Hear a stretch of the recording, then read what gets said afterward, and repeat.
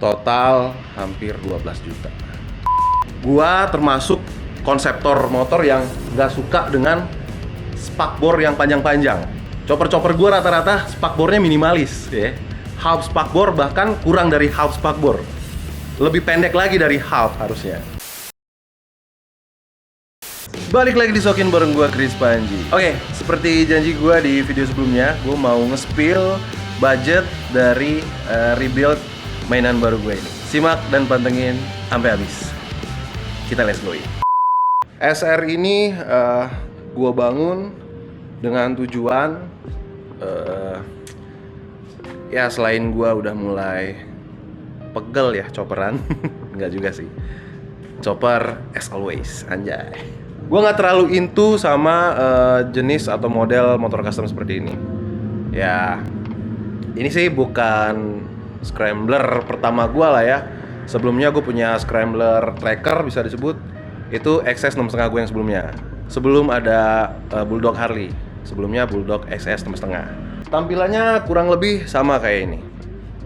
Cuman balik lagi ke tujuan gue. Kali ini gue mencoba buat main motor beginian lagi.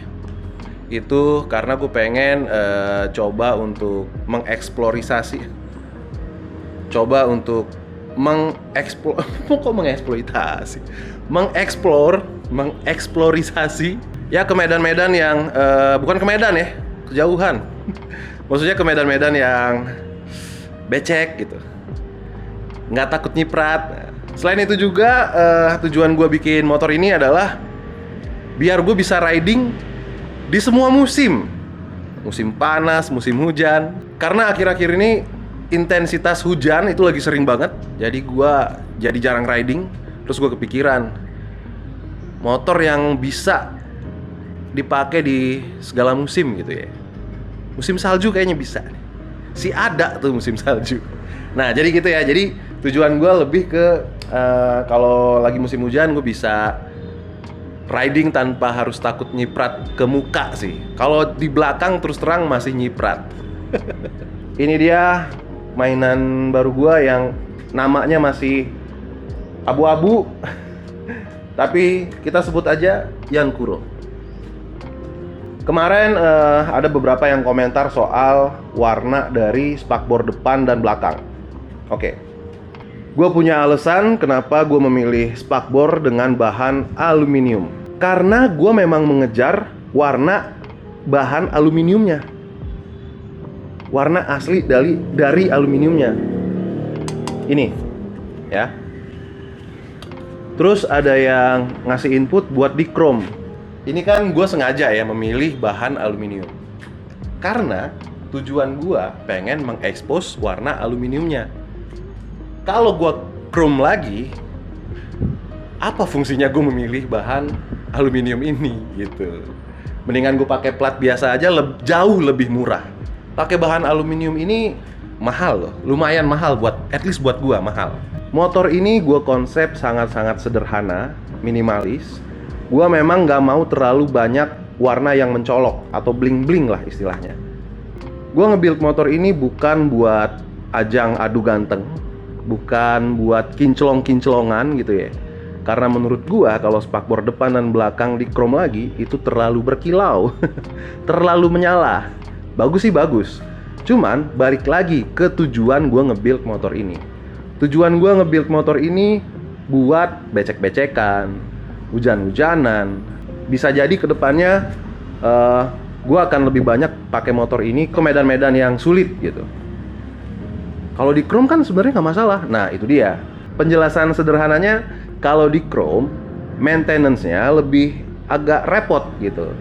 Tapi dengan bahan seperti ini gue lebih pede aja buat gue loh ya, gitu maksudnya. Jadi itulah salah satu alasan gue kenapa gue memilih spakbor dengan warna bahan aluminium. Jadi intinya motor ini emang gue konsep bukan buat kinclong-kinclongan. Emang sesuai dengan fungsinya aja. Buat ya berani terabasan lah gitu. That's why gue pilih warna bahan aluminium. Selain itu menurut gue, ini kacamata gue ya. Nih, kacamata gue. Menurut gua dengan warna bahan seperti ini akan apa ya, mengesankan berani kotor. Kayak iklan deterjen zaman dulu, berani kotor itu baik. Kalau di chrome kan kayak terlalu sayang atau mah terlalu ganteng buat dibawa ke tempat yang becek-becek gitu. Ini juga bakal gue jarang cuci sih ya. Males gue nyucinya, repot banget, nggak kayak chopper. Kalau chopper mah nggak terlalu rumit gitu maintenance-nya. Itu kurang lebih seperti itu. Kenapa gue memilih spakbor warna bahan aluminium. Kalau mau ganteng-gantengan atau mau kinclong-kinclongan gitu ya, motornya menyala gitu, ya mungkin dari awal konsepnya gue bikin serba kinclong. Spakbor pasti gue chrome, pasti. Terus velgnya juga depan belakang gue akan cari warna chrome, nggak warna polishing kayak gini. Tromol gue chrome, ini shock depan juga gue chrome, pasti itu. Ini mesin juga pasti gue poles kayak bulldog Dyna gue, pasti itu pasti. Cuman balik lagi, konsep gue nggak kesana arahnya. Konsep gue lebih ke motor ini bisa dibawa kemana aja gitu. Pokoknya di segala medan, di segala cuaca, gas terus gitu kan. Terus kita beralih ke ukuran spakbor. Ini juga kemarin ada beberapa yang kasih input. Anyway, terima kasih banget ya buat input-inputnya. Gue izin gue menjelaskan kenapa gue memilih konsep ini gitu. Tapi thank you banget, input kalian bisa kasih insight ke gue. Thank you. Oke, balik ke ukuran spakbor. Nah, untuk konsep motor ini, rata-rata yang gue lihat atau dari referensi yang gue lihat, ukuran spakbornya memang segini. Kemarin kan ada yang kasih input spakbornya kepanjangan gitu. Kalau menurut gue, dengan konsep yang gue usung, itu udah pas segini. Memang apa ya? Ya memang ngejarnya sepanjang ini gitu. Ini juga nggak terlalu panjang banget sih sebenarnya. Ini masih nyiprat loh, anyway. Gitu. Nah, kenapa? Karena gue menghindari atau mengurangi cipratan. Intensitas air yang naik nggak terlalu banyak gitu at least. That's why gue memilih spakbor yang memang sedikit panjang. Kalau spakbor panjang tuh kayak British atau apalah whatever ya, itu panjang-panjang tuh bisa segini nih ya kan spakbornya kan. Nah itu konsepnya British mungkin ya. Tapi kalau konsep gua half aja, nggak terlalu panjang, nggak pendek juga. Kenapa nggak dipendekin? Kalau dipendekin lebih ke tracker jatuhnya. Gitu. Kalau ini kan masih semi scrambler tracker dikit lah. Ya gua nggak tahu lah apa penyebutannya gitu ya. Tapi at least ini udah sesuai dengan referensi dan sesuai dengan konsep yang gua mau gitu. Menurut gua enough. Kalau dipendekin lagi kayaknya kurang masuk. Jatuhnya lebih ke tracker sih kalau terlalu pendek. Dan udah nggak masuk lagi tuh sama tujuan gua ngebangun motor ini. Sekali lagi motor ini dibangun untuk musim hujan kayak sekarang nih tuh, mendung terus kan. Ini aja udah gerimis nih. Becek-becek gitu. Jadi konklusinya untuk konsep, gue pengen dapat fungsionalnya dan dapat looks-nya juga gitu. Oke sih kalau dipendekin keren, cuman nggak masuk di konsep, jadi aneh.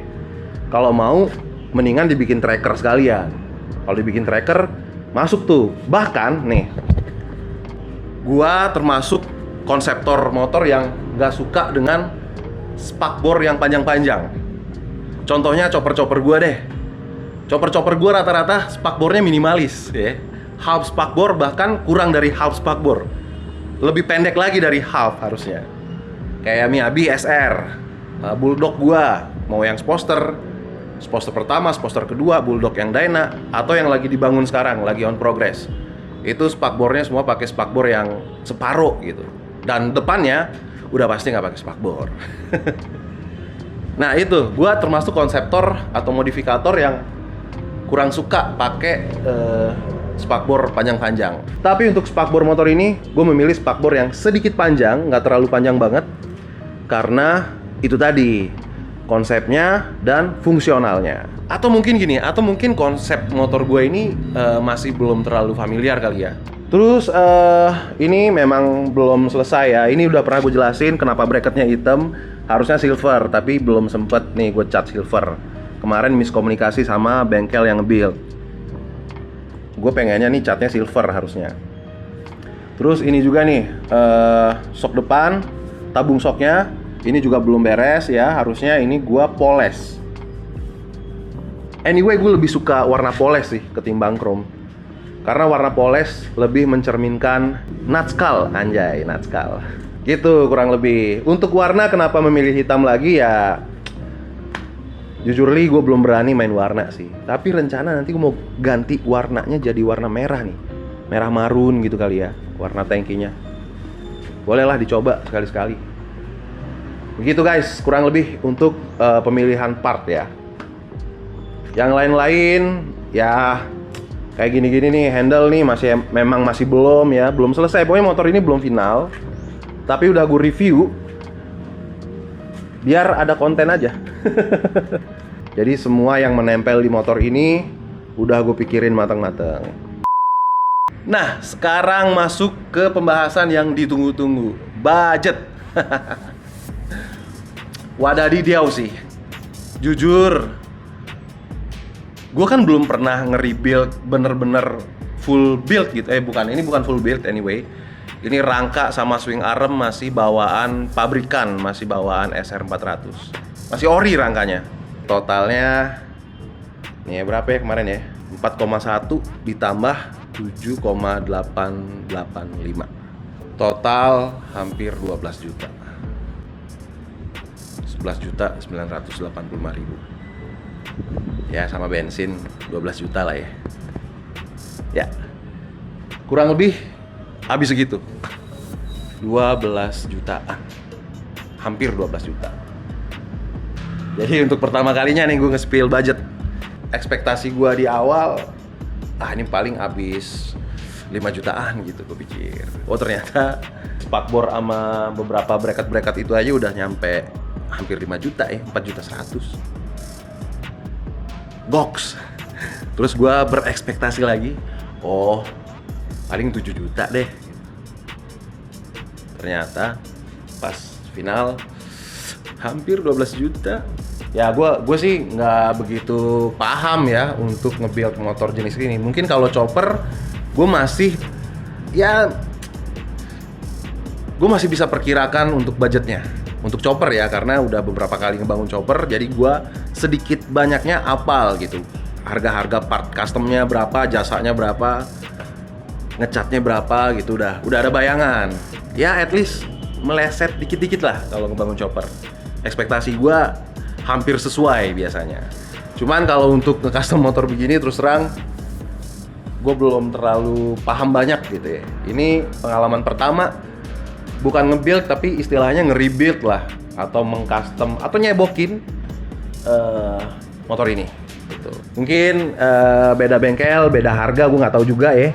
Jangan terlalu berpatokan sama harga gue, karena bisa jadi di bengkel lain nggak segitu, atau mungkin di bengkel lain bisa lebih mahal. Bisa terjadi. Itu masing-masing aja. Tapi untuk budget segitu sih gue nggak bisa bilang worth it juga, karena sekali lagi gue kurang paham ya. Cuman at least buat gue pribadi ya cukup puas lah ya, meskipun masih banyak PR sih sebenarnya. Nah that's why itu juga alasannya kenapa ya istilahnya motor ini sebenarnya belum final seperti yang gue bilang, karena budget udah mentok. Udah habis, jadi gue stop ya, belum final gitu ya. Makanya masih banyak PR dari part-part yang lainnya, kayak ini yang kecil-kecil, yang minor-minor lah, atau tabung sok belum gue poles karena ininya mentok gitu. Harap dimaklumi aja gitu. Jadi buat lo nih yang request, bang iniin lagi dong bang, ini harusnya diginiin, sabar. Ininya udah habis, kecuali kalian mau bersedekah gitu, nggak apa-apa. Canda-canda. Itu guys ya, kurang lebih ya. Sekali lagi balik ya, tergantung bengkel. Untuk di bengkel tempat gua nge-custom atau nge-recustom, nge-rebuild motor ini, memang masih pakai vendor lain. Jadi nggak totally dia bikin sendiri.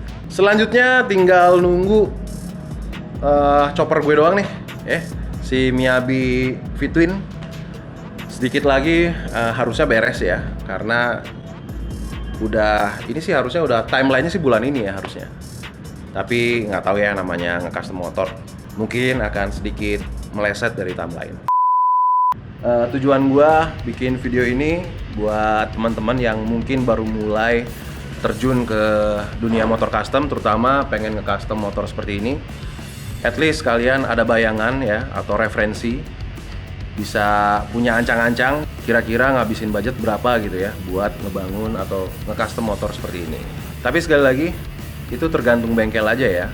Jadi mungkin masing-masing bengkel punya harga yang beda-beda. Dan mudah-mudahan buat teman-teman yang lagi nonton video gue ini, gue doain di tahun ini motor impian kalian segera tercapai atau terrealisasikan. Semangat! Oke, segitu dulu video gue hari ini. Terima kasih buat teman-teman yang udah nontonin video gue.